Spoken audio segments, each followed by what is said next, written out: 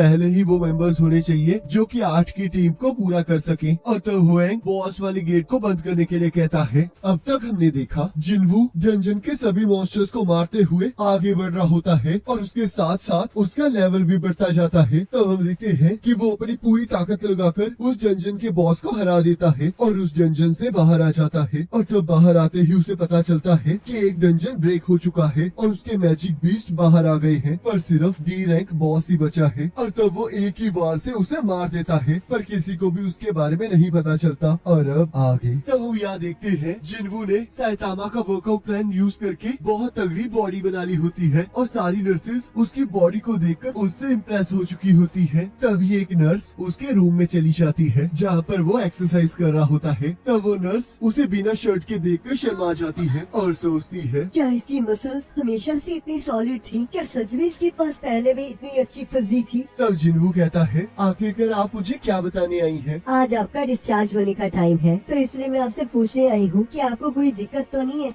मैं बिल्कुल ठीक हूँ। तब नर्स उसे सारे प्रोसीजर को पूरा करने के लिए कहती है और उससे उसका नंबर मांगती है। तब जिनवू सोचता है क्या ये मेरा नंबर मेरी मेडिकल रिपोर्ट को सेंड करने के लिए मांग रही है, और तब वो उसे अपना नंबर दे देता है। तब हम यहाँ देखते हैं टीवी पर 7S रैंक हंटर्स में से एक हंटर बे कियोनहू का इंटरव्यू चल रहा होता है। तब वो इंटरव्यूअर उससे उसकी नॉर्मल लाइफ के बारे में पूछती है। तब वो बताता है कि वो हर रोज ट्रेनिंग करता है ताकि वो अपनी बॉडी को स्ट्रॉन्ग रख सके और अपने दोस्तों को मुसीबत से बचा सके। तब हम यहाँ देखते हैं जिन्हा भी इस न्यूज को देख रही होती है और तभी उसे याद आता है कि उसे तो स्कूल भी जाना है। और तब वो जैसे ही बाहर निकलती है तब वो नोटिस करती है कि उसकी भाई की बॉडी में कुछ चेंजेस आए हैं और वो कहती है, क्या तुम एक्सरसाइज कर रहे हो? और तुम तो पहले से भी लंबे हो चुके हो। क्या ये सब कुछ तुम्हारी ट्रेनिंग की वजह से है? तब जिनवू हाँ कहता है और तब जिनवू जिना को अम्ब्रेला देखकर उसे बाहर भेज देता है। और तब वो अपने डेली टास्क को देखकर कहता है, आज की रनिंग मैं थोड़ी देर बाद करूंगा। लगता है ये मसल्स मेरी एबिलिटीज चैट की वजह से आए हैं और अगर मैं ऐसे ही ट्रेनिंग करता रहा तो जरूर एक दिन बॉडी बिल्डर बन जाऊंगा। और तब वो अपने बचे हुए एबिलिटी पॉइंट से अपनी स्ट्रेंथ, एजिलिटी और परसेप्शन को बढ़ा देता है। तभी उसे रूम रेंट पे करने के लिए उसके लैंड ओनर का फोन आ जाता है। तब जिनवू उनके पैसे जल्दी ही देने का कहकर फोन को काट देता है और सोचता है, मुझे नहीं पता कि मेरी सेकंड अवेकनिंग हुई है या फिर नहीं, पर अब मैं गॉब्लिन्स को बड़ी आसानी से मार सकता हूँ, तो इसका मतलब मैं रेंट पे करने के लिए बड़ी आसानी से पैसे कमा सकता हूँ। और तब वो काम को ढूंढना स्टार्ट कर देता है और कहता है, काम ढूंढना भी सच में बहुत मुश्किल बात है और अगर मुझे अच्छे पैसे कमाने हैं तो मुझे हाई लेवल डंजन के अंदर घुसना होगा, पर मेरे जैसे ई रैंक हंटर को तो ऐसे डंजन में जाना अलाउड ही नहीं है। तो क्या मुझे दोबारा से अपनी पावर्स को चेक करवाने जाना चाहिए, क्योंकि अगर मेरा हंटर रैंक इंक्रीज हो जाएगा तो मैं हायर लेवल डंजन में घुस पाऊंगा, जिसका मतलब मैं बहुत सारे पैसे कमा पाऊंगा, पर इससे मुझे बहुत सारी अटेंशन मिल सकती है क्योंकि सेकंड अवेकनिंग वाले लोग बहुत रेयर होते हैं और वैसे भी आज तक कोई ऐसा हंटर पैदा नहीं हुआ है जिसके लेवल इंक्रीज होने पर उसकी ताकत बढ़ती है। और अगर ये चीजें लोगों को पता चली तो इससे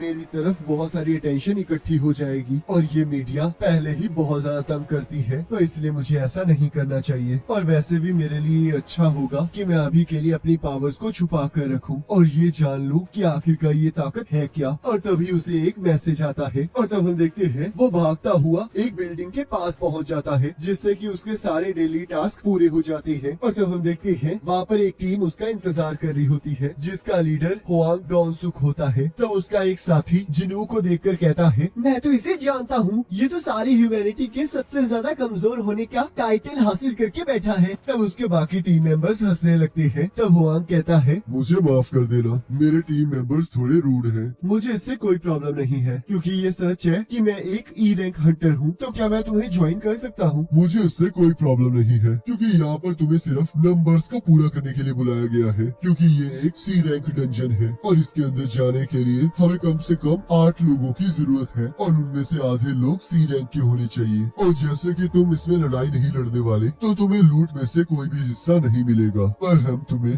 2 मिलियन कमीशन फीस देंगे और ये कॉन्ट्रैक्ट इसी चीज का है। तब जिनवू देखता है कि हुआंग की टीम में 4 सी रैंक हंटर्स और 2 डी रैंक हंटर्स होते हैं और साथ में एक लो रैंकर भी होता है। और तब वो इसके लिए हाँ कह देता है और उनसे अपने काम के बारे में पूछता है। तब हुआंग कहता है, तुम हमारा लगेज उठाओगे, इसके अंदर हमारा खाना, कपड़े और इक्विपमेंट्स है और साथ में एक फर्स्ट एड किट भी है। क्या तुम अपने साथ हीलर को नहीं लाए हो? हम जैसे प्राइवेट टीम वाले लोगों को हीलर्स को रिक्रूट करने में सच में बहुत मुश्किल होती है, और वैसे भी हमने हमेशा बिना हीलर से लड़ाई की है, तो इसमें कोई प्रॉब्लम नहीं होगी। तब जिन्वू सोचता है एक टीम जिसमें सिर्फ टैंकर्स और फाइटर्स भरे हुए हैं, ये लोग तो सच में बहुत लापरवाह हैं, और एक हीलर का ना होना सच में बहुत प्रॉब्लम वाली बात है। और तब वो अपने कॉन्ट्रैक्ट को साइन कर देता है। तब हम देखते हैं वहाँ पर जिन्वू की तरह एक और हंटर होता है जिसका नाम यो जिनहो होता है, और वो एक डी रैंक हंटर होता है। और तब वो कहता है लगता है हम दोनों यहाँ पर नंबर्स को पूरा करने आए हैं। तब जिन्वू सोचता है इस डी रैंक हंटर के पास तो सच में बहुत अच्छे इक्विपमेंट्स हैं। लगता है इसकी फैमिली बहुत ज्यादा अमीर है। लगता है तुम पहली बार सी रैंक डंजन में जा रहे हो, पर तुम चिंता मत करो, मैं तुम्हें बचा लूंगा। और तब वो लोग जाने के लिए तैयार हो जाते हैं। तब यो कहता है क्या ये बैग तुम्हारे लिए ज्यादा भारी तो नहीं है? तब जिन्वू मना करता है, और तब यो इधर उधर की बातें करने लगता है, और जिन्वू उसे इग्नोर कर रहा होता है। और तब वो टीम डंजन के गेट तक पहुंच जाती है। तब हुआंग का एक साथी कहता है क्या ये सच में एक सी रैंक डंजन है? तब हुआंग कहता है इन्वेस्टिगेटर्स ने इसे 2 बार चेक किया है, तो इसमें कोई शक नहीं है कि ये एक सी रैंक डंजन है। तब यो कहता है इसका गेट तो सच में बहुत ज्यादा बड़ा है, क्या हमें अंदर जाना चाहिए? तब जिन्वू कहता है इस गेट का साइज इम्पोर्टेंट नहीं है, असली प्रॉब्लम तो ये है कि इसके अंदर किस तरह का मैजिक है। और एसोसिएशन इसी चीज को मेजर करके बताती है कि इस डंजन का लेवल क्या है। बी रैंक और उसके ऊपर वाले डंजन्स को बड़ी बड़ी ऑर्गेनाइजेशंस हैंडल करती हैं, पर सी रैंक डंजन इतना डेंजरस नहीं होता, तो इसलिए इसे कोई भी हैंडल कर सकता है। तुम्हें तो सच में इसके बारे में बहुत कुछ पता है। मैं काफी टाइम से हंटर रहा हूँ, तो इसलिए मुझे इस बारे में पता है। और सोचता है पर मैं पहली बार सी रैंक डंजन के अंदर जा रहा हूँ। और तब वो लोग अंदर जाने लगते हैं, और तब यो अपनी तलवार निकाल कर कहता है चलो जिन्वू अंदर जाके लड़ते हैं। और तब वो लोग अंदर चले जाते हैं जहाँ बहुत ज्यादा अंधेरा होता है। और तब वो नोटिस करते हैं कि वहाँ पर कोई भी मैजिकल बीस्ट नहीं होता। तब जिन्वू सोचता है इस जगह से तो मुझे उस टेम्पल की याद आ गई। तब यो कहता है ये लुमिनेसेंट स्टोन क्या होता है? लुमिनेसेंट स्टोन्स चमकने वाले पत्थरों को कहते हैं, जो कि ऐसे गुफा जैसे दिखने वाले डंजन्स में आराम से मिल जाते हैं। और ये स्टोन वॉल्स और फ्लोर पर लगे होते हैं, और लाइट को इमिट करके गुफा में रोशनी फैलाए रखते हैं। तो इसका मतलब मैजिक जेम्स मैजिक बेस से निकाले जाते हैं, और मैजिक क्रिस्टल्स डंजन में से कलेक्ट किए जाते हैं, और लुमिनेसेंट स्टोन्स गुफाओं में लाइट का काम करते हैं। ये तो सच में बहुत ज्यादा मुश्किल है। धीरे धीरे तुम सब कुछ सीख जाओगे। और तब हम देखते हैं वहाँ पर किसी को भी कुछ नहीं मिल रहा होता। तब यो कहता है क्या कोई ऐसा डंजन हो सकता है जिसके अंदर कोई मैजिकल बीस्ट ही ना हो? तब जिन्वू उसे चुप रहने के लिए कहता है, और ध्यान से आवाजों को सुनते हुए सोचता है मैजिक बीस्ट यहीं पर है, बस वो खुद को शो नहीं कर रहे। और तब सभी लोगों को भी कोई आवाज सुनाई देती है। तब जिन्वू सोचता है इतने अंधेरे में ग्रुप की तरह भागना और उस तरफ जाना जहाँ पर लाइट है, ये तो सिर्फ इंसेक्ट टाइप मैजिक बीस्ट हो सकते हैं। और तब वो इसके बारे में सभी को बता देता है। और तब वो देखते हैं कि उनके आसपास बहुत सारे होल्स होते हैं, और उन्हें ये समझ नहीं आ रहा होता कि आखिरकार वो सारे इंसेक्ट्स उन पर हमला किस तरफ से करेंगे। तब जिन्वू को एहसास होता है कि वो सारे इंसेक्ट्स उनके ऊपर हैं, और वो सभी को इसके बारे में बता देता है। तब हम देखते हैं कि हुआन अपने मैजिक से उन इंसेक्ट्स पर हमला कर देता है, और तब हुएंग सभी इंसेक्ट्स को अपनी तरफ बुलाने लगता है, और उसके बाकी साथी उन मॉन्स्टर्स को मारना शुरू कर देते हैं। तब जिन्वू सोचता है ये तो एक टॉन्टिंग स्किल है, ये सी रैंक हंटर्स तो सच में बहुत ज्यादा बढ़िया है। और तब हम देखते हैं वो लोग टीम में बहुत अच्छे से काम कर रहे होते हैं। और तब कुआन अपनी पावर को इकट्ठा करने लगता है और उन मॉन्स्टर्स पर हमला कर देता है, जिस वजह से हम देखते हैं वहाँ पर बहुत बड़ा धमाका हो जाता है। तब हुआंग बाकी लोगों को बाकी मॉन्स्टर्स पर हमला करने के लिए कहता है। तब जिन्वू सोचता है इनका टीम वर्क तो सच में बहुत कमाल का है, जिसका मतलब ये लोग बहुत अरसे से इकट्ठे काम कर रहे हैं। और क्योंकि इनके पास हीलर नहीं है, तो इनका लड़ाई का तरीका बहुत ज्यादा रफ है। और अगर मैं यो की बात करूँ तो इसके इक्विपमेंट्स इसकी कम पावर को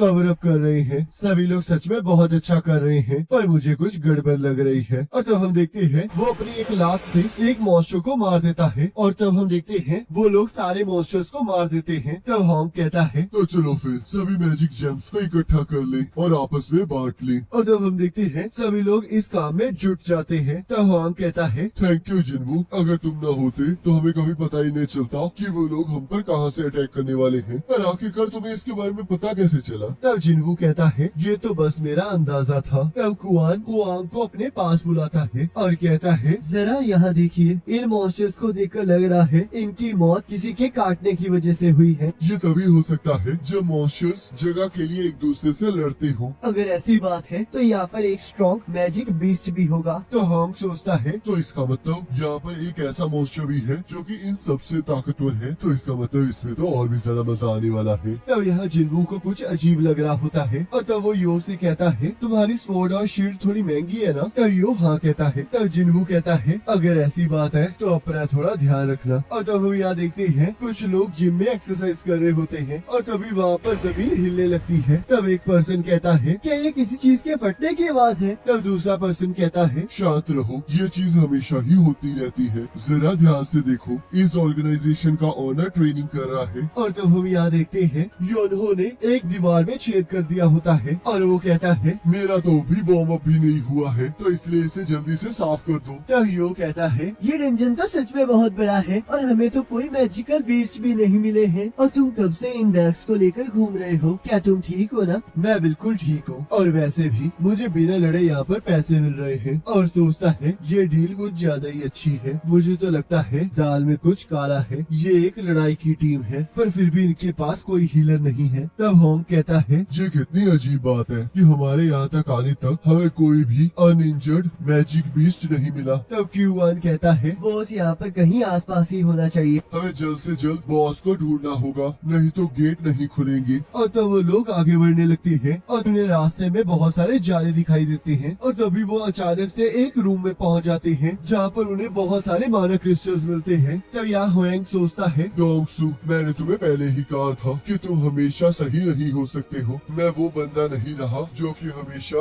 अपने छोटे भाई की बात सुनता रहता था। अब मैं इन सभी मैजिक क्रिस्टल्स को यूज करके अपनी एक टीम बनाऊंगा। और तब सभी लोग उन सभी मैजिक क्रिस्टल्स को आपस में बांटने के बारे में बातें कर रहे होते हैं। तब यो कहता है जिन्वू क्या मैं तुम्हारा कॉन्ट्रैक्ट देख सकता हूँ? और चिंता मत करो, मुझे थोड़ी बहुत ही वकालत आती है। तब जिन्वू उसे अपना कॉन्ट्रैक्ट दे देता है। तब यो होआंग से कहता है जिन्वू के कॉन्ट्रैक्ट के अकॉर्डिंग आप उसे किसी भी लूट में हिस्सा नहीं देंगे, पर माना क्रिस्टल्स लूट का हिस्सा नहीं है, तो इसलिए इन माना क्रिस्टल्स को 7 की जगह 8 पार्ट्स में डिवाइड करना होगा। तब होंग कहता है तुम बिल्कुल सही कह रहे हो, हमें इसे 8 पार्ट्स में डिवाइड करना चाहिए, पर उससे पहले हमें इस मैजिक बीस्ट का कुछ करना होगा। ये यहाँ का डंजन बॉस है और इसे हराकर ही हम गेट को बंद कर सकते हैं, तो इसलिए हमें मैजिक क्रिस्टल्स को इस बॉस को हराने से पहले यहाँ से निकालना होगा। पर आज हम लकी है कि ये आज सो रहा है, तो चलो फिर अब इन सभी मैजिक क्रिस्टल्स को तोड़ना स्टार्ट करें। और तब वो अपने साथी से उनके टूल्स के बारे में पूछता है। तब वो पर्सन कहता है मुझे माफ कर देना, पर वो गाड़ी में रह गए हैं। तब होएंग जिन्वू और यो को वहीं पर रुकने के लिए कहता है और तब वो लोग टूल्स ले आने के लिए वहाँ से जाने लगते हैं। तब होआंग कहता है चिंता मत करो, तुम लोग यहाँ पर सेफ रहोगे और अगर तुमने उसे गुस्सा नहीं दिलाया तो तुम्हें कुछ नहीं होगा। और तब वो लोग वहाँ से चले जाते हैं। तब जिन्वू सोचता है रूल्स के अकॉर्डिंग सी रैंक डंजन में कम से कम 8 लोग जाने चाहिए, पर मुझे और यो को छोड़कर ये पूरी टीम 6 मेंबर्स की है और होएंग के हिसाब से उन्होंने पहले भी बहुत सारे सी रैंक डंजन्स पूरे किए हैं, तो इसका मतलब उनके पास पहले ही वो मेंबर्स होने चाहिए जो कि 8 की टीम को पूरा कर सके। और तब होएंग कुएन को बॉस वाली गेट को बंद करने के लिए कहता है और तब हम देखते हैं कुएन वहाँ की एंट्रेंस को बंद कर देता है, जिसे देखकर यो शॉक हो जाता है और कहता है क्या इन लोगों ने हमें धोखा दिया है? तब जिन्वू सोचता है मुझे पहले से ही इन पर शक था। और तब उसे मिस्टर सॉन्ग की बात याद आती है जिन्होंने उसे कहा था कि कभी कभी तुम कुछ ऐसे लोगों के साथ टकराओगे जो कि गिरे हुए होंगे और तुम उस टाइम कुछ नहीं कर पाओगे। ये काम सच में बहुत ज्यादा डेंजरस है और इसमें बहुत सारे एक्सीडेंट्स होते रहते हैं और अगर कोई एक्सीडेंट हो भी जाता है तो किसी को भी उसके बारे में बताया नहीं जाता, क्योंकि क्राइम रेट पहले से ही बहुत ज्यादा है और वैसे भी डंजन में कोई भी सीसीटीवी कैमरा नहीं होता, तो इसका मतलब अगर वहाँ पर कोई भी लोग मर जाए तो उसका कोई एविडेंस नहीं होगा। कुछ लोग इतने घटिया होते हैं कि वो कमजोरों को चारा बनाते हैं और उन्हें उसी डंजन में मरने के लिए छोड़ देते हैं। तब यहाँ यो कहता है मुझे यकीन नहीं हो रहा कि ये लोग कुछ मैजिक क्रिस्टल्स के लिए हमें मार डालेंगे। मैंने शायद कॉन्ट्रैक्ट के बारे में कुछ ज्यादा ही कह दिया। तब जिन्वू सोचता है तुम गलत सोच रहे हो, क्योंकि अगर हमने ज्यादा शोर मचाया होता तो वो लोग हमें वही मार देते। और तब हम देखते हैं उस डंजन का बॉस जाग जाता है। तब यो कहता है जिन्वू मेरे साथ रहना, मैं तुम्हें बचाऊंगा। तब जिन्वू सोचता है हम लोग वहाँ से बाहर निकल सकते हैं, तो शायद उनका प्लान भी यही था। ये एक सी रैंक बॉस है और मैं एक ई रैंक हंटर, हम दोनों की ताकत तो सच में बहुत बड़ा फासला है, पर ये सब कुछ उस पुराने डंजन के सामने कुछ नहीं है। और तब वो यो से कहता है जरा पीछे हो यो, मैं इसे संभालता हूँ। और तब वो अपनी तलवार को बुला लेता है और कहता है मैं इसे मार कर रहूंगा। गाइस क्या आपको नहीं नहीं लगता कि इसकी एंडिंग बहुत ज्यादा बेकार थी? अभी तो यार मजा आना था, अब हमें फिर से एक हफ्ता इंतजार करना पड़ेगा। बाकी आप मुझे कमेंट करके जरूर बताना कि आपको ये वाला एपिसोड कैसा लगा है। बाकी नेक्स्ट एपिसोड का लिंक आपकी स्क्रीन पर आ रहा होगा और उस पर क्लिक करके अगले एपिसोड को देख सकते हो।